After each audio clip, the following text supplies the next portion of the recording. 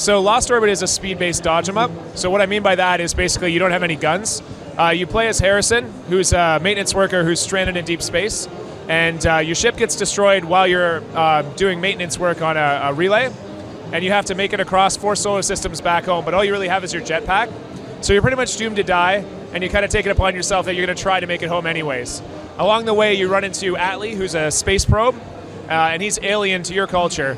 And he takes pity on you and kind of thinks that you're pathetic. So he decides to come along with you and to help you on your way back home. So he's guiding you, and he's also kind of helping you turn the resources that you gather into upgrades for your kit so that you can make it through as fast as possible.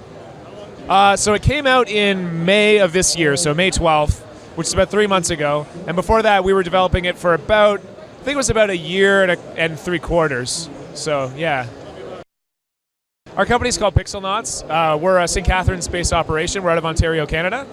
And there's about 5 of us, I guess, in the team now, and it's mostly made up of people that we worked previously with in the AAA industry. So it started out with the 2 of us, Alex and myself, and we just kind of like build ourselves up over the past few years developing projects. We're all former AAA people.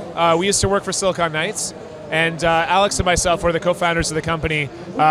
We left the company just because we wanted a little bit more control over what we were doing, and we wanted to kind of work on smaller games. We were dealing a lot with, by dealing a lot, I mean playing a lot with Xbox Live Arcade games at the time, so games like Trials and Bomberman Live and Explosion Man and stuff like that. And we realized that the downloadable market was kind of exploding, so we wanted to be a part of that. So when we first started, we're both background artists by trade, so we were doing a lot of outsourcing work for other companies and co-developments with other companies, just kind of like teaming up to try and finish games off.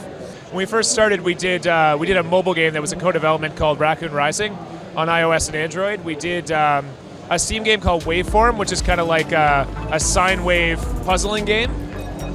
We did a PS4 launch title that was on PS4, Xbox One, and PC called Contrast, where you play as the imaginary friend of a young girl, and you have the ability to shift in and out of shadows. So you can kind of like go up to a wall, shift into shadows, and then platform along the shadows as you change the shadowscape.